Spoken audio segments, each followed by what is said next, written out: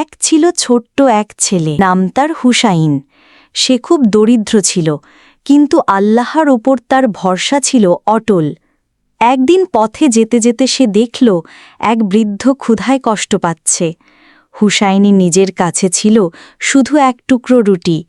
সে বিনা দ্বিধায় রুটি বৃদ্ধকে দিয়ে দিল। বৃদ্ধ খেয়ে দোয়া করলেন, আল্লাহ তোমাকে দ্বিগুণ দিয়ে দিন। হুসাইন খুশি মনে বাড়ি ফিরল।